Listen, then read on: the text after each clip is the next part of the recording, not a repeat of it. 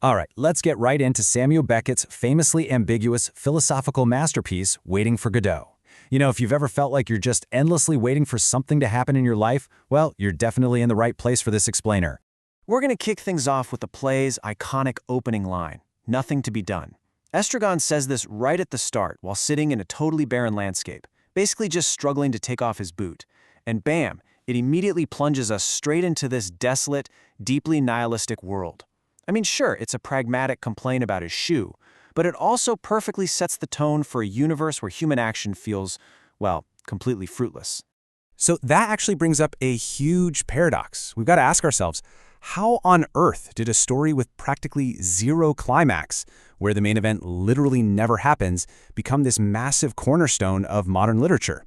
Seriously, how does a play about doing absolutely nothing manage to captivate audiences all over the world? To figure that out, let's take a quick look at Beckett's own timeline. Born in Dublin, he relocates to Paris in 1937 and then actually joins the French resistance when the Nazis occupy the country in 1939. He writes Waiting for Godot right after the war, between 1948 and 1949, and you can clearly see how the sheer scale of suffering and disillusionment from World War II completely permeated his pessimistic worldview. A worldview, by the way, that eventually snagged him the Nobel Prize for Literature in 1969. Now, to really wrap our heads around this work, we need to look at it through the academic lens of the theater of the absurd.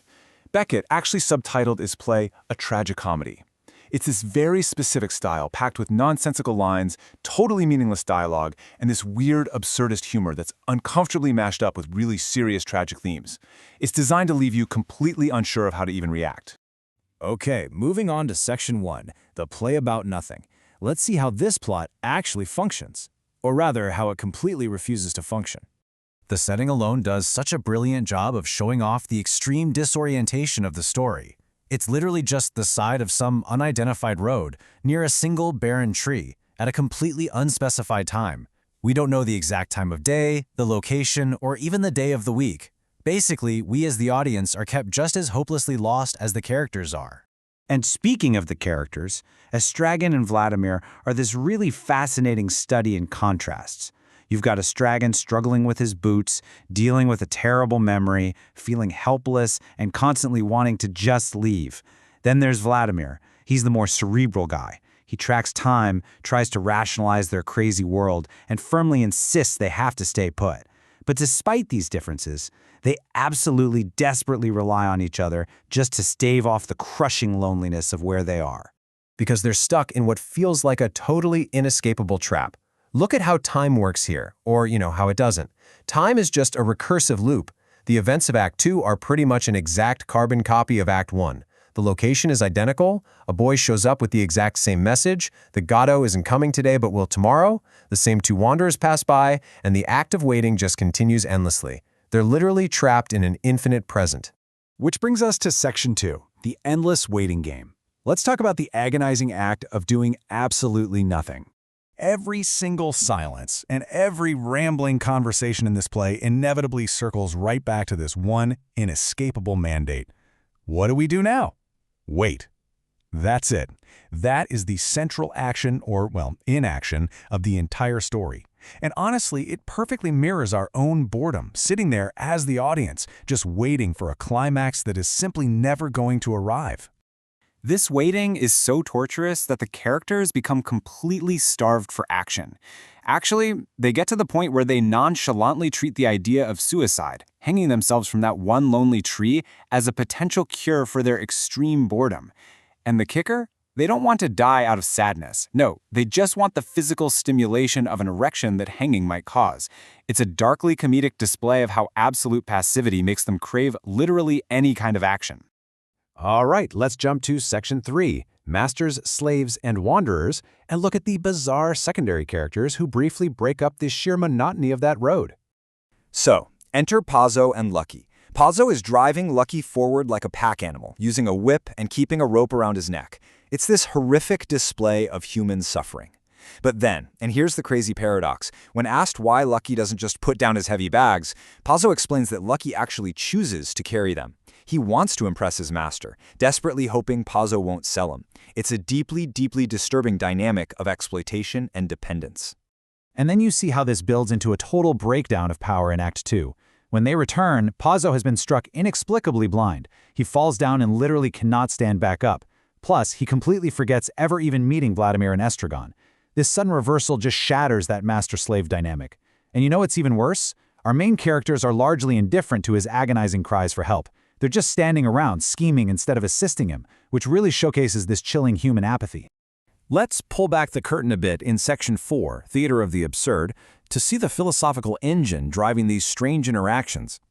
A massive takeaway here is Beckett's masterful use of juxtaposition. He's constantly slamming together these profound, highbrow existential questions, deep nihilism and the nature of human suffering, with incredibly raw, lowbrow physical slapstick. Literally, one moment they're pondering the nature of salvation, and the very next, Estragon is wrestling with his boots, pants are dropping, and they're pathetically sucking on leftover chicken bones and turnips. It's exactly like Vladimir points out. One daren't even laugh anymore. The humor is designed to be super unsettling. Beckett crafts this bizarre world where we're left entirely unsure if we should be laughing out loud or just cringing at the sheer absurdity of their pain. It's a powerful reaction to a world so completely emptied of meaning that even tragedy and comedy blur together and lose their shape. Finally, we arrive at Section 5, Finding Meaning in Nothing. Let's distill what Beckett is actually trying to tell us through all this deliberate emptiness. Because this play uses practically zero props, the few we actually get take on this massive importance. Take the hats, for example. The characters are constantly swapping them back and forth, which is a great representation of the total instability and fluidity of their individual identities. Like, are they even themselves anymore? And then there are the names. Godot obviously hints at God, and Pozzo means water well in Italian. But ultimately, Beckett is just playfully using these symbols to promise us some grander, deeper meaning, and then he intentionally fails to deliver it. They're almost certainly just nihilistic red herrings. All of this maps absolutely perfectly onto the postmodern condition. Written right in the shadow of World War II, the play is basically warning us about a world completely emptied of its grand narratives. We're seeing a deep alienation from religious and historical traditions.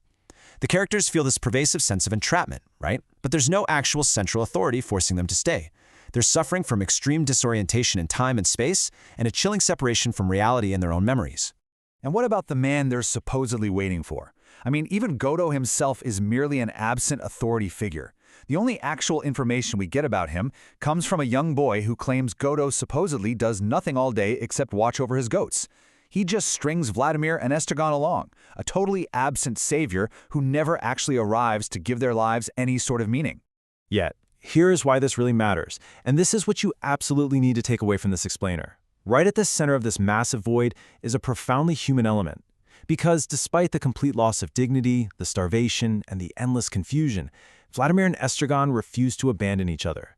Their stubborn bond highlights our fundamental, desperate human need for connection and mutual recognition, especially in the face of suffering. And so we loop right back to exactly where we started, perfectly mirroring that recursive timeline of the play itself. Nothing to be done. The agonizing, inescapable cycle of existence just continues indefinitely. The play ends with them saying they'll leave, but of course, neither of them moves an inch. To wrap this up, I want to leave you with a final thought to chew on. When you stop and look at the endless, sometimes absurd routines of your own daily life, all the meetings, the endless waiting, the constant search for some deeper meaning, are you too just waiting for your own Godot? Something to ponder. Thanks for hanging out with me. Keep learning, stay curious, and I'll catch you next time.